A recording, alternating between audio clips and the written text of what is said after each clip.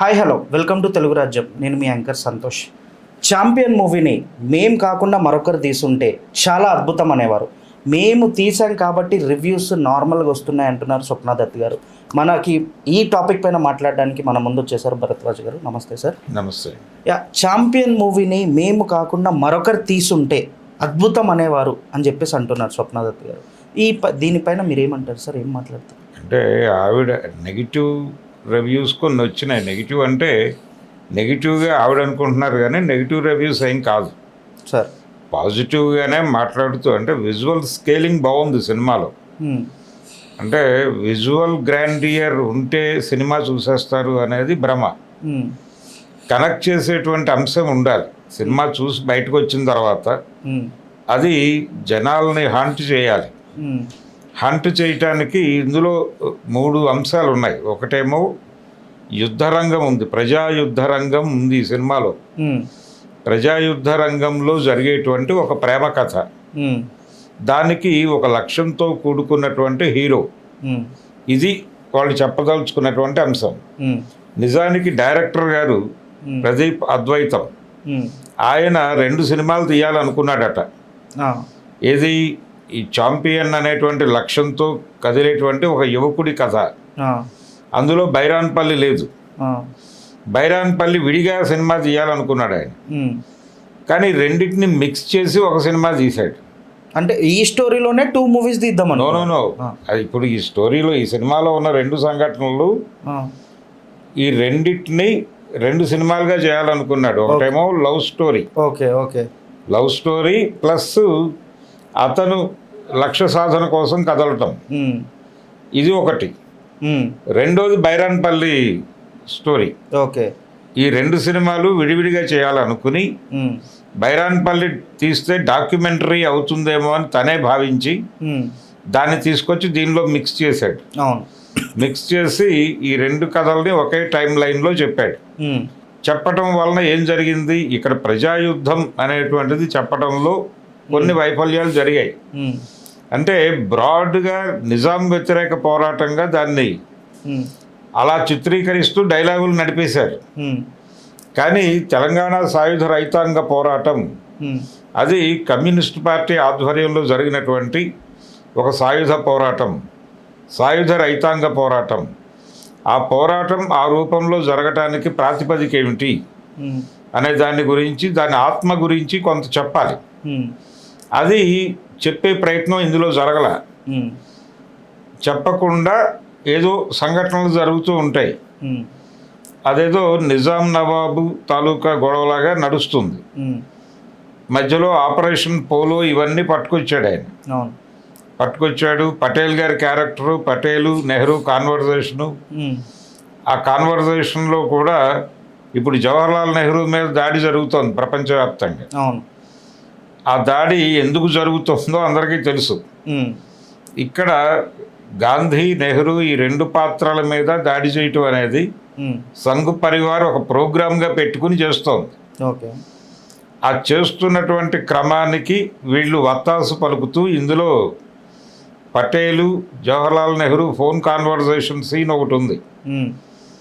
ఇది దురాక్రమణ లాంటిది అవుతుందేమో, మనం వెళ్ళి అక్కడ సంస్థానం మీద దాడి చేయటం అనేది, హైదరాబాద్ సంస్థానం మీద మనం దాడి చేయటం అనేది ఆక్రమణవాదం అవుతుందేమో, పటేల్ ఆలోచించు అంటాడు జవహర్లాల్ నెహ్రూ గారు. అనగానే ఈయన ఒక చిన్న స్మైల్ ఇచ్చి పెట్టేస్తాడు ఫోన్ని. పెట్టేసిన తర్వాత ఇక లాభం లేదు, ఉపేక్షించే లాభం లేదు, మనం దాడికి ముందుకెళ్ళాలి జనరల్ అని జనరల్ కృష్ణారావు అనుకుంటాను. అప్పుడు ఆయనకు ఒక ఆదేశాన్ని పాస్ చేసే సీన్ ఒకటి ఉంది. ఈ రెండింటినీ వాళ్ళు ఎందుకు పెట్టారు అంటే, పటేల్ క్యారెక్టర్ని ఇంపార్టెంట్గా నడపటం, ఆపరేషన్ పోలో అనే దాని ద్వారా ఏదో సాధించాం అని చెప్పడం, ప్రజలందరూ భారతంలో కలవటానికి చాలా ఉత్సాహంగా ఉన్నారు అని. అంటే దేశమంతా స్వాతంత్రోత్సవ సంబరాలు జరుపుకుంటుంటే మేము జరుపుకోలేకపోయామని నిజాం పాలనలో ఉన్నటువంటి ప్రజలందరూ ఆవేదనతో ఉన్నారు అనే ఒక టోను. ఇదంతా కూడా కాంగ్రెస్ వైపు నుంచి జరిగినటువంటి ప్రచారం ఆ రోజున. అప్పుడు అప్పుడు అనుకున్నాయి అందరూ. అప్పుడు అనుకున్నారు, అదేమి కాదు, అది వాస్తవంగా జనాలు అనుకోలేదు. ఆ, ఆ. ఎందుకు అనుకోలేదంటే ఇది బ్రిటిష్ ఎంపైర్ కాదు, ఉమ్, బ్రిటిషర్స్ నుంచి స్వతంత్రాన్ని రెస్ట్ ఆఫ్ ఇండియా కోరుకుంది. ఆ, వీళ్ళు కోరుకోవాలి, వీళ్ళ దగ్గర ఆ ప్రెజర్ లేదు. ఉమ్, ఓన్లీ లష్కర్ సికింద్రాబాద్లో ఉంది.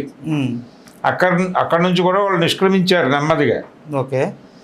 కాబట్టి తెలంగాణ వాళ్ళకి బ్రిటిష్ వాళ్ళకి సంబంధం లేదు, వీళ్ళు స్వతంత్రం రాలేదని ఏడవలేదు. ఆ, ఇలాంటి చాలా తప్పుడు వ్యవహారాలు ఉన్నాయి ఆ సినిమాలో. ఓకే. అయినప్పటికీ ఉమ్, అవన్నీ ఎందుకు చెప్పదలుచుకున్నారు అంటే ప్రస్తుతం అధికారంలో ఉన్నటువంటి సంఘ్ పరివార్ ఉమ్, శక్తులను మెప్పించుట అనే ప్రోగ్రాం ఒకటి హిడెన్గా ఉంది. ఉమ్, అంటే సినిమా వాళ్ళ మూడ్ ఎలా ఉందంటే ఉమ్, కొంచెం మన సినిమాలో ప్రో హిందుత్వ వెళదాం ఉమ్, అనే ఒక యాటిట్యూడ్ ఉంది వాళ్ళల్లో. ఉమ్, అది ఒక కమర్షియల్ ఫార్ములా అని కూడా అనుకుంటున్నారు, అందుకే అఖండ తాండవాలు ఇవన్నీ వస్తున్నాయి. ఉమ్. అట్లా తీస్తే హిట్ అయిపోతుంది అని చెప్పేసి బ్రెయిన్లో ఫిక్స్ అయిపోయి ఉన్నారు. అలాంటి ఒక అభిప్రాయం ఉంది వాళ్ళకి, అందుకని కొంచెం ఆ వైపుగా కొంత అప్రిసియేషన్, ఆ, పటేల్ గొప్పవాడు జవహర్లాల్ నెహ్రూ కన్నా ఉమ్, ఇలాంటి ఇంప్రెషన్స్ ఇవ్వాలని అనుకున్నారు వాంటెడ్గా. ఉమ్, సరే ఆ గోల నడిచింది. సరే దానిలో రకరకాల గందరగోళాలు ఉన్నప్పటికీ ఉమ్, దాన్ని ఏదో మేరకు యాక్సెప్ట్ చేసేస్తే ఉమ్, ఆ ఆత్మని చెప్పే ప్రయత్నం చేయాలి. సుందరయ్య గారి పాత్ర పెట్టారు కానీ తెలంగాణ సాయుధ రైతాంగ పోరాటం ఎందుకు జరిగింది, ప్రధానంగా ఆ యుద్ధం ఎవరి మీద జరిగింది అనేది ఉమ్, ఒక సమగ్రమైన క్లారిటీ ఇచ్చే ప్రయత్నం జరగలేదు. ఉమ్, దాంతోపాటు బైరాన్పల్లి ప్రజల ఆకాంక్షల్ని, ఉమ్, ఆ రోజుల్లో జరిగినటువంటి 3-4 దాడుల్ని, ఉమ్, ఆ గ్రామ ప్రత్యేకతని ప్రాపర్గా ఎస్టాబ్లిష్ చేయాలి. ఉమ్, దాంతోపాటు అక్కడ ఒక ప్రేమ కథ జరుగుతుంది. ఉమ్, ఆ ప్రేమ కథ జనాల మనసుల్ని హంట్ చేసే పద్ధతిలో చిత్రీకరణ జరగలేదు. ఉమ్, అంటే మనకి ఈ రోజుకి గీతాంజలి లేదు, అక్కినే నాగేశ్వరరావు గారి దేవదాసు, నాగచైతన్య గారి ఏం మాయ చేసావే, ఉమ్, ఇలాంటి సినిమాల్లో కొన్ని సంఘటనలు చాలా హంటింగ్గా ఉంటాయి. ఉమ్, అలాంటి హాంటింగ్ సీన్స్ ఉండాలి ప్రేమ కథ అన్నప్పుడు, ఉమ్, అవి లేవు. ఓకే. వాటిని ప్రాపర్గా డిజైన్ చేసుకోవాలి, ఉమ్, ఆ ఏరియాలో పనిచేయాల సరిగ్గా. ఉమ్, విజువల్గా ఆ కాలం నాటి సెట్లు, ఆ కాలం నాటి వాతావరణం అవన్నీ తీసుకురావడానికి కష్టపడ్డారు తోటతరణి గారి నాయకత్వంలో. ఉమ్, దాన్ని అప్రిషియేట్ చేద్దాం. దానికి నిర్మాతలు బాగా కృషి చేశారు. ఆ, అంటే డైరెక్టర్ ఏం కావాలనుకున్నాడో దాన్ని అక్కడ దింపారు. ఓకే. ఆ దింపడం కోసం వాళ్ళు డబ్బులు ఖర్చు పెట్టారు, నో ప్రాబ్లం. స్వప్న దత్ గారు ఉమ్, మాకు ఇలాంటి కష్టమైన ప్రాజెక్టులు చేయటమే ఇష్టము అన్నారు. ఉమ్, ఆవిడ నిజంగానే ఇష్టపడ్డారు. ఆ గ్రాండియర్ తీసుకొచ్చారు తెర మీద. ఉమ్, కానీ అక్కడ ఉండాల్సిన కథలో ఉండాల్సిన ఆత్మ మిస్ అవటం వలన ఉమ్, మీరు ఎంత కష్టపడినా కానీ అది జనాలని ప్రాపర్గా కనెక్ట్ చేసుకోలేకపోయింది. ఉమ్, జనాలు బయటికి వెళ్ళాక కూడా వాళ్ళ మెమరీలో ఉండాలి సినిమా. ఉమ్, అంటే అక్కడికక్కడ మాట్లాడుకోవడానికి, వేరే వాళ్ళకి చెప్పడానికి లైక్ అట్లా. ఉండాలి సినిమా. కొంతకాలం వాడిని హ్యాండ్ చేయాలి, వాడు మాట్లాడక్కర్లా, ఉమ్, వాడి బుర్రలో అది రివైండ్ అవ్వాలి. ఉమ్, ఆ రివైండ్ అయ్యే తరహాలో ఆ సినిమాలో సన్నివేశ కల్పన ఉండాలి. ఉమ్, అది జరగల. ఉమ్, అది జరగకపోవడం మీదే బయట రివ్యూవర్స్ మాట్లాడింది. మీ సినిమాని ఏదో బ్యాడ్ చేయాలని కాదు, ఉమ్, జనరల్గా రివ్యూవర్స్ మీద ఒక అటాక్ జరుగుతోంది సినిమా ఇండస్ట్రీ నుంచి రీసెంట్ టైమ్స్లో. ఉమ్, ఇప్పుడు స్వప్న దత్ గారు అర్థం చేసుకోవాల్సిన విషయం ఏంటంటే ఉమ్, రివ్యూవర్స్ చెప్పిన మాటల మీదో లేకపోతే వీడియోలో వాళ్ళు చెప్పిన కంటెంట్ మీదో ఆధారపడి ప్రజలు థియేటర్లకు వెళ్ళకపోవడం అనేది జరగట్లా. ఉమ్, వెళ్ళకపోవడమో జరగట్లేదు.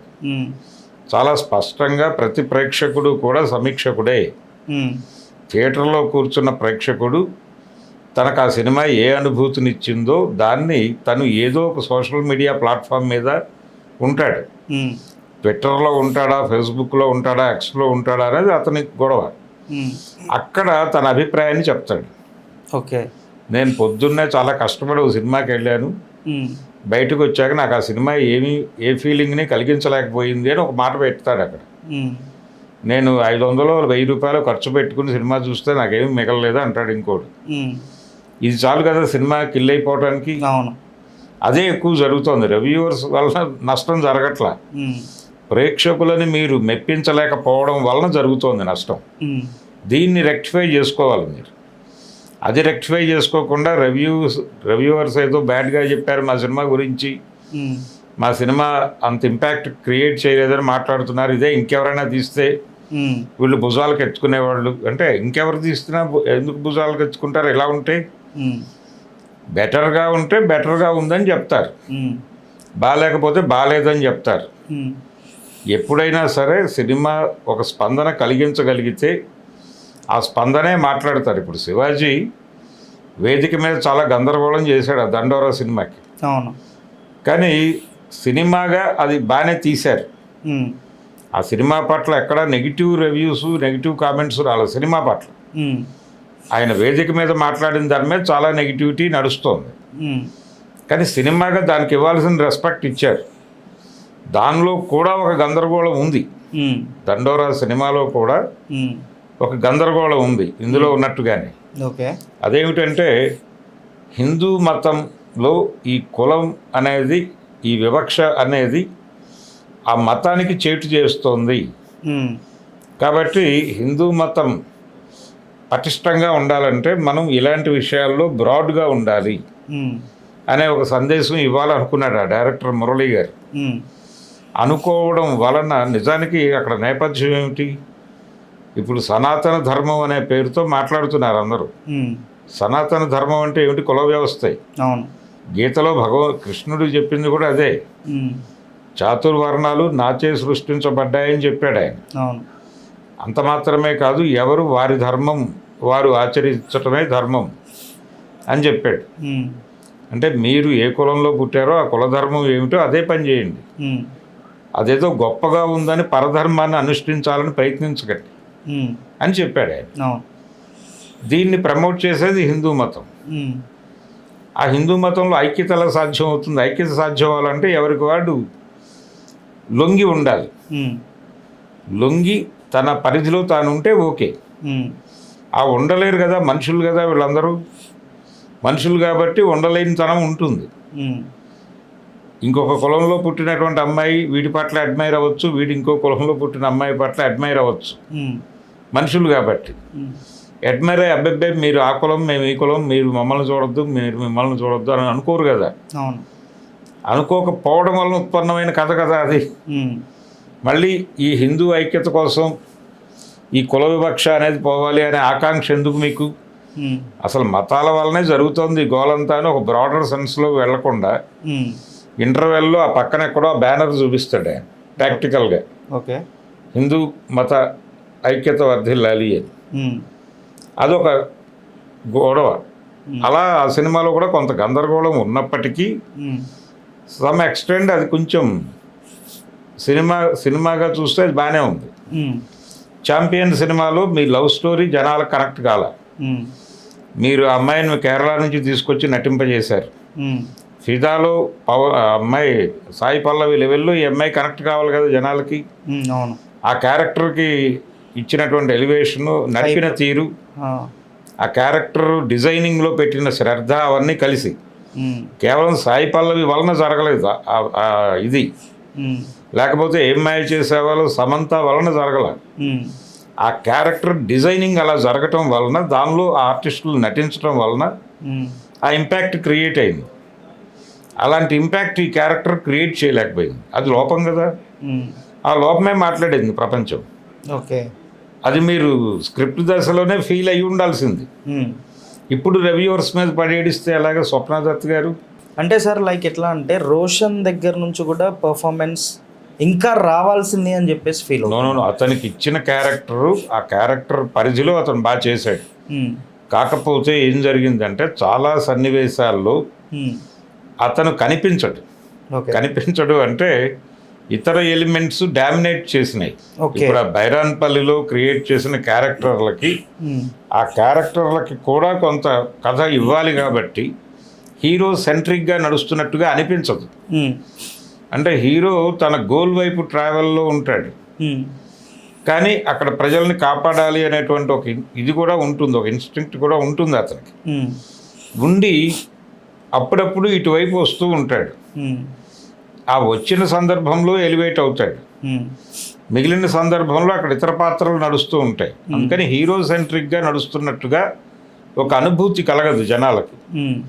అది కూడా జరగాలి. దానికోసం కూడా కొంచెం అది కూడా డైరెక్టర్ గారి గొడవే. నటుడిగా అతను ఫెయిల్ అవ్వాలి. ఓకే, నటుడిగా రోషన్ చాలా బాగా చేశాడు ఈ సినిమాలో. ఆర్టిస్టులు ఎవ్వరికీ వంక పెట్టే అవసరం లేదు. టెక్నికల్గా సినిమా చాలా బాగుంది, ప్రొడక్షన్ వాల్యూస్ బాగున్నాయి. కానీ ఆ కథని మరింత హృద్యంగా చెప్పచ్చు. మరింత హృద్యంగా ప్రజాయుద్ధంలో ప్రేమ కథ అనేది చాలా అద్భుతమైనటువంటి ఒక సెంటిమెంటల్గా కనెక్ట్ అయ్యేటువంటి పాయింట్. దాన్ని అలా కనెక్ట్ చేయడానికి ఏం చేయాలి అనే దాని మీద కసరత్తు జరగల. ఓకే, జరగకపోవడం వలన వచ్చిన గొడవ ఇది. అదర్వైజ్ సినిమాగా బాగుంది. సినిమాగా బాగుంది కానీ అది హాంట్ చేయలేకపోవడానికి కారణం ఇది. ఓకే, దాన్ని మీరు ప్రొడక్షన్ దశలోనే పట్టించుకుని ఉంటే ఈ తప్పు జరిగేది కాదు. అది మాట్లాడారు 4-5. ఆ మాట్లాడటం అనేది ఆవిడకి ఎక్కడో గాయపరిచింది. బాధరకంగా ఆ బాధని వ్యక్తం చేసింది ఆవిడ. కాబట్టి బాధపడటం కరెక్ట్ అంటే కనెక్ట్ అయింది ఆవిడకి. సో ఫర్దర్గా చేసే ప్రాజెక్టుల విషయంలో ఈ సన్నివేశం ప్రజల్ని పట్టుకుంటుందా లేదా అనేది చెక్ చేయాల్సిన బాధ్యత ప్రొడ్యూసర్దే. అవును, ఎందుకంటే అంతిమంగా నష్టమో లాభమో పొందేది వారే కాబట్టి అంతిమ లబ్ధిదారు వారే. అందుకని ఆ బ్యానర్లో ఇంకా చాలా సినిమాలు ఉన్నాయి, అండర్ ప్రొడక్షన్ ఉన్న సినిమాలు కూడా ఉన్నాయి. సో ఆ సినిమాల విషయంలో కేర్ తీసుకుంటే బాగుంటుంది. అంతకు మించి ఆవిడకి చెప్పగలిగింది ఏమీ లేదు. Okay sir, thank you so much sir. Thank you. Hello, Telugu రాజ్యం ఛానల్ చూస్తున్నారా? సామాజిక రాజకీయ జీవన చిత్రణే తెలుగు రాజ్యం. అతిశయోక్తులు అసత్యాలు ఉండవు. రాజకీయ కోణం కాదు, ప్రజా కోణమే కొలబద్ద. తెలుగు రాజ్యం వీక్షణ మీ ఉత్తమ అభిరుచికి నిదర్శనం.